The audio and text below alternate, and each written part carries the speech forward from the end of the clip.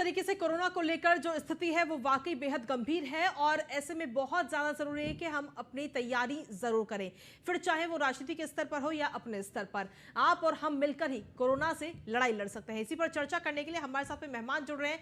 Doctor SN Yadav, पूर्व CMO हमारे साथ जुड़ रहे हैं। लवलीन मंगलम डॉक्टर मेट्रो अस्पताल से हमारे साथ जुड़ रही हैं और साथ ही आलोक द्विवेदी, राजनीतिक विश्लेषक हमारे साथ जुड़ रहे हैं। नमस्कार। आप तीनों मेहमानों का स्वागत है। सबसे पहले डॉक्टर एसएन साहब आपसे बात करना चाहेंगे। जिस तरीके से देखा जाए तो कोरोना के केसेस विदेशों में एक बार फिर से कहीं ना कहीं बढ़ोतरी हो रही है और हालत वाकई काफी गंभीर है। और ऐसे में अगर हमारे देश में समय रहते ही प्रिकॉशंस अगर नहीं लिए गए तो शायद वो दिन दूर नहीं होगा जब एक बार पहले भी कोरोना को हम लोग झेल चुके हैं, जब लाखों के केसेस हर रोज सामने आ रहे थे और वही केसेस दोबारा सामने आ जाए। तो समय रहते ही प्रिकॉशंस लेना बहुत जरूरी है। बिल्कुल आपने सही कहा। और जो इस समय जो स्थिति है, अगर हम याद करें 2019 को, तो इसी समय चाइना में कोरोना हुआ था। हमारे यहाँ मार्च में 2020 में लहर आ गई थी। उस समय जो डेल्टा वायरस था और आज जो BF7 जो ओमिक्रॉन का वायरस आ रहा, उससे दोगुना तिगुना ये मारक क्षमता इसकी है, इन्फेक्टिविटी है। इनक्यूबेशन पीरियड जो बीमारी होने से बहुत ही कम है। मतलब यह है कि आज हम कहीं से इन्फेक्टेड हो गए तो दूसरे दिन या उसी दिन सिम्टम आ सकते हैं और बहुत तेजी में बढ़ रहा। तो इसको देखते हुए कि जनवरी में हो सकता है या फरवरी तक ज़्यादा से ज़्यादा हमारे यहाँ इसकी लहर आ जाएगी, क्योंकि बराबर आपके देख रहे हो कि हवाई जहाज चल रहे हैं। बिल्कुल। और चाइना वगैरह से भी अन्य कंट्री, जहाँ कोरिया है, जापान है, जहाँ फैल चुका है, जर्मनी है, वहाँ से आना जाना भी बना हुआ है। तो उसको तुरंत इसको बंद किया जाना चाहिए। और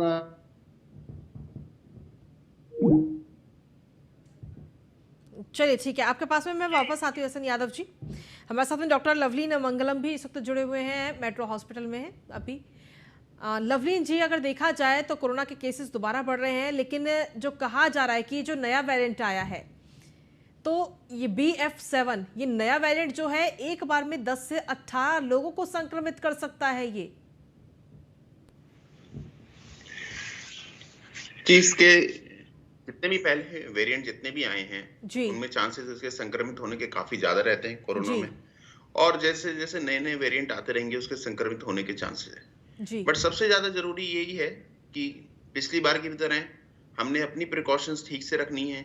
कई चीजें हम फिर से हमें याद रखने की जरूरत है कि भाई हमने मास्क पहनना है, हमें ठीक से रहना है। अगर किसी की वैक्सीन कंप्लीट नहीं हुई है तो वो वैक्सीन करवा ले।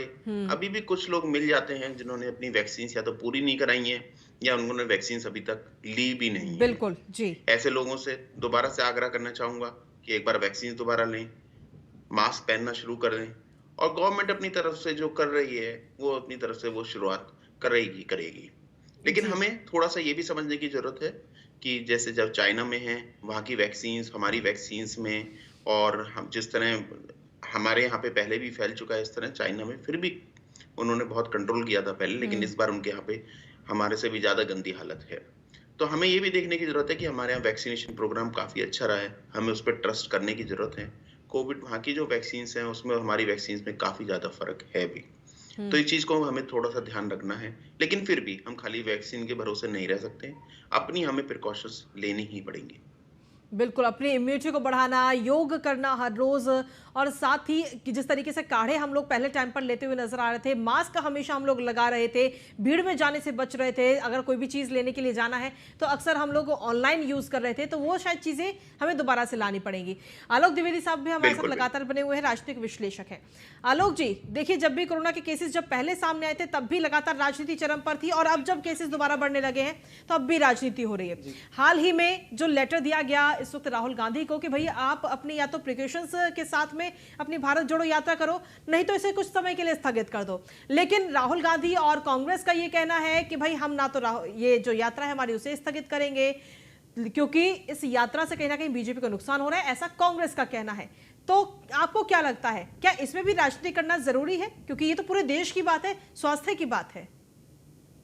देखिए, देश में ना इससे पहले राहुल गांधी जो भारत जोड़ो यात्रा चल रही है, इससे पहले देश में 2 बड़ी यात्राएं हुई हैं। एक 1931 में महात्मा गांधी ने दांडी मार्च यात्रा की थी, दूसरा JP मूवमेंट होता 1970 के बाद जी। इसके बाद से ऐसी तीसरी कोई यात्रा हो रही है जो राहुल गांधी भारत जोड़ो यात्रा के रूप में कर रहे हैं। रही बात से कितना नुकसान कितना फायदा हो रहा है, एक तो मैं एक विश्लेषक के तौर पर कह सकता हूं, अगर इसका राजनीतिक लाभ देखा जाए तो राहुल गांधी और कांग्रेस को इसको मिला हुआ है। कहीं ना कहीं जो राहुल गांधी पॉपुलैरिटी थी उसमें इजाफा हुआ है जी। ये चीज भाजपा और जो संघ के लोग हैं वो भी इसको अच्छी तरह समझते हैं, और मुझे लगता है इसीलिए राहुल गांधी की यात्रा को रोकने का प्रयास भी किया जा रहा है। मैंने आज ही देखा कि एक सांसद ने डाला था, भाजपा सांसद ने, कि उसमें एक वीडियो दिखाया गया, राहुल गांधी की एक तरफ यात्रा दिखाई जाए, दूसरी तरफ दिखाया जाता कि मोदी और बाकी जो सांसद हैं, मंत्री हैं, वो लोग मास्क लगा पार्लियामेंट बैठे हुए हैं। वो एक नैरेटिव सेट किया जा रहा है कि राहुल गांधी को देश की चिंता नहीं है, बाकी लोगों को चिंता है, सरकार को भी चिंता है। ऐसा नहीं सरकार को देश की चिंता नहीं है। मोदी ने एक हाई लेवल मीटिंग की है, 6 राज्यों के सीएम ने मीटिंग की है, कर्नाटका ने किया है, दिल्ली ने किया है, महाराष्ट्र ने किया है, यूपी ने भी किया हुआ है, तो सरकार को चिंता है। रही बात जो राहुल गांधी की यात्रा है उसको रोकने का जो प्रयास किया जा रहा है, देखिए अभी भारत में इतने ज्यादा केसेस नहीं फैले हुए हैं कि एक जो यात्रा चली उसको रोक दिया जाए। ये कहीं ना कहीं राजनीति से प्रेरित है जिसको रोकने का प्रयास किया जा रहा है। राहुल गांधी राजनीति प्रेरित है, उनको तो राजनीतिक लाभ लेना है, इसके लिए वो राजनीतिक यात्रा पर निकले हुए हैं, उसका लाभ उनको मिल रहा है। लेकिन क्या सोशल डिस्टेंसिंग हो गया, मास्क हो गया, इन चीजों को प्रिकॉशंस के तौर पर नहीं इस्तेमाल कर सकते अगर यात्रा करनी ही बेहद जरूरी है? जब एक यात्रा चलती है ना तो इसका प्रिकॉशंस लेना पॉसिबल ही नहीं, किसी के लिए भी नहीं है। जब यूपी में चुनाव था, उत्तराखंड चुनाव था, 5 राज्यों में चुनाव हो रहे थे, उस टाइम में नियम बने थे, बट नियम का पालन किसी भी सरकार, किसी पार्टी ने नहीं किया, चाहे कांग्रेस था, भाजपा, सपा, बसपा या अकाली दल या आम आदमी पार्टी, किसी ने इसका पालन किया नहीं है। देखिए नियम बनाना बहुत आसान होता है, लेकिन जो खुद सरकार के नुमाइंदे हैं वो खुद भी नियम का पालन नहीं करते हैं, ये भी एक सच्चाई है। तो नियम का पालन करना सरकार और विपक्ष और जनता सबका काम है, इसका सबका पालन करना चाहिए।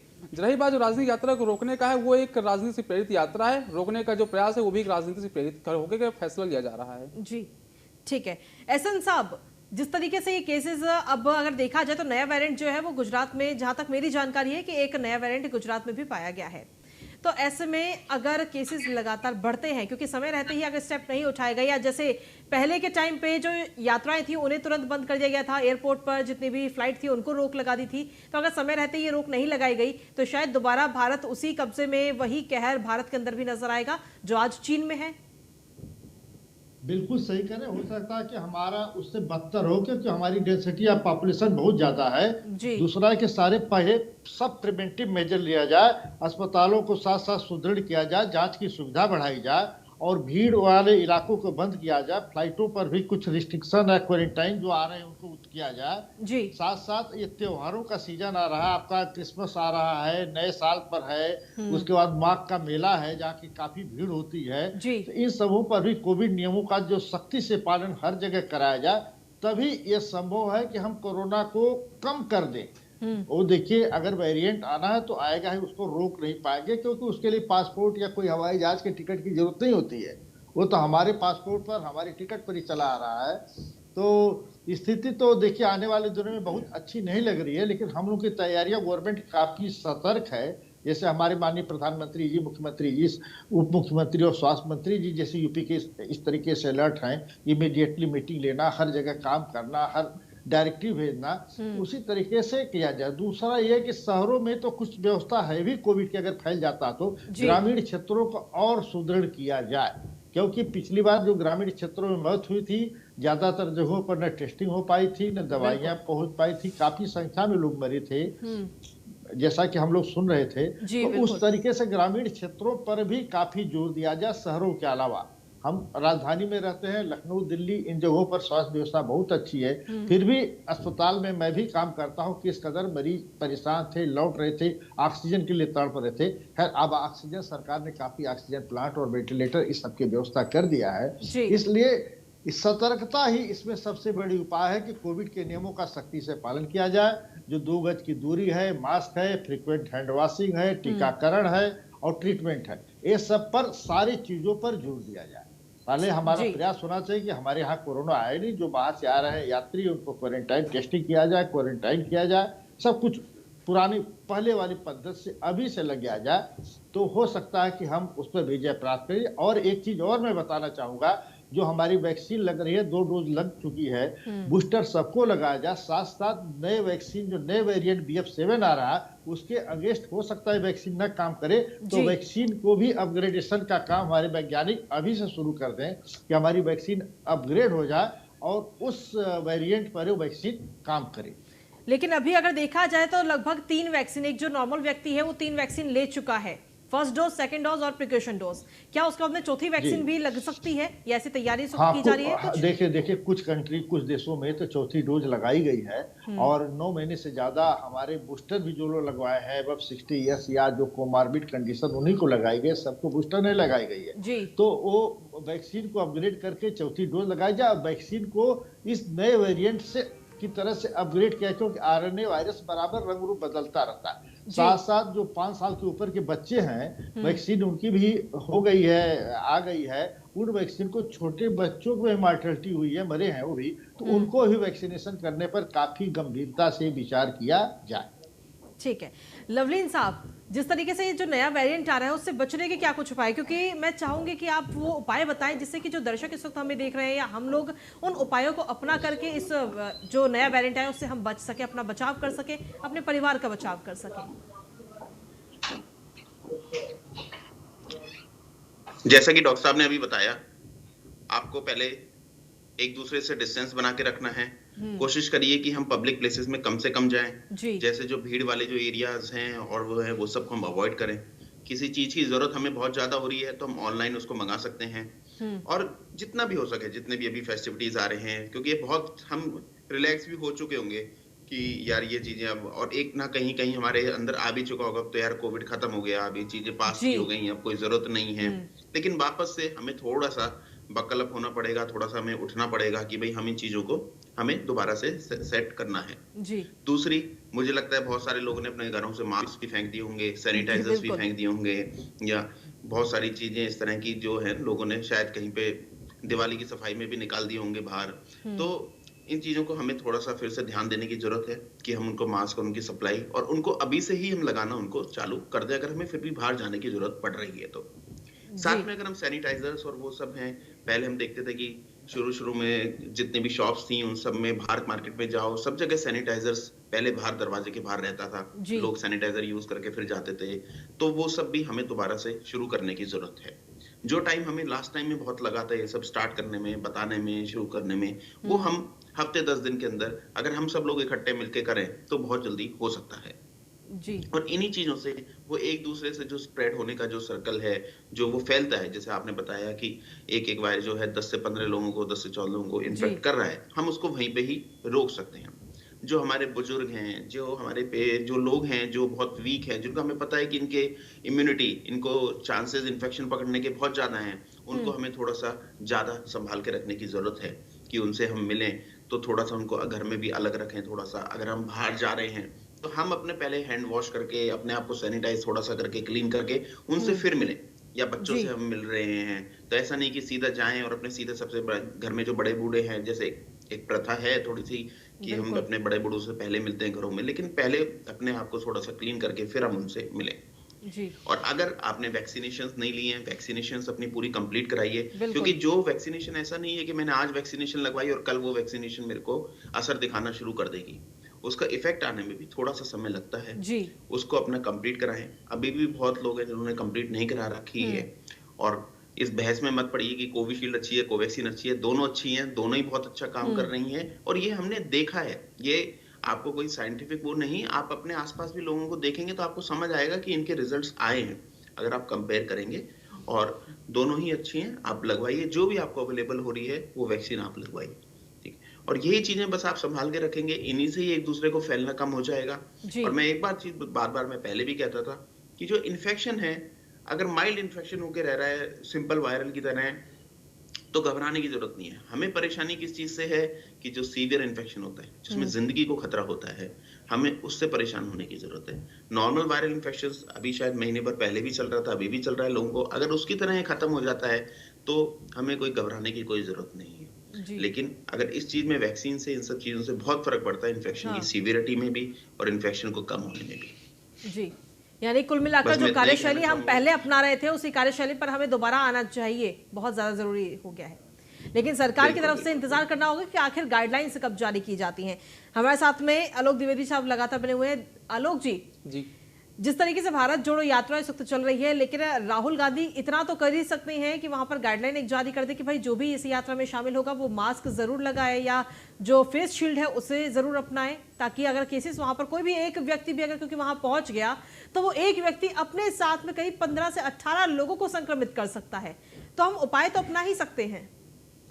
देखिए, मैं चाहता हूँ एक जिम्मेदार नागरिक और एक देश के सांसद होने के नाते राहुल गांधी को फैसला जरूर करना चाहिए, जो आपने कहा है कि फेस शील्ड या मास्क उसको जरूर अपने एक भारत जोड़ो यात्रा के लिए खुद के गाइडलाइन वो इशू कर सकते हैं। बिल्कुल। और आई एम श्योर वो जो कांग्रेस के कार्यकर्ता हैं वो राहुल गांधी की रिस्पेक्ट करते हैं, और भले ही अंदर से ना करते हैं, बाहर करते हैं, एक अलग मैटर है, लेकिन वो जरूर जो भी राहुल गांधी के साथ चल रहे हैं वो अगर राहुल गांधी एक बार बोल देंगे तो उसको लोग फॉलो जरूर करेंगे। हालांकि समस्या क्या आती है ना भीड़ में कृतिका जी ना, कि वहां पर लोगों को समटाइम्स कंट्रोल करना आसान नहीं जाता है। उसके लिए राहुल गांधी थोड़ा सा स्ट्रिक्ट होना पड़ेगा।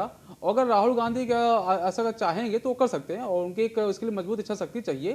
रही बात भारत जोड़ो यात्रा, वो मेरे ख्याल से वो अपने अंतिम चरण में चल रही है। फिर आगे 10 दिन के बाद यात्रा रुकने वाली भी है, 24 तारीख से 2 तारीख तक रुकने वाली है जी। जिस पर भी लोग, हालांकि बहुत कुछ कहा जा रहा है कि राहुल गांधी घूमने के लिए विदेश जा रहे हैं, और कुछ लोग सोशल मीडिया चला रहे हैं कि राहुल गांधी अपने नानी के घर जा रहे हैं। ऐसी बातें सोशल मीडिया लोग फैला रहे हैं। अब ठीक है, लोग अपने विचार है, वो तो अलग मैटर है, खैर बिल्कुल अलग मैटर है।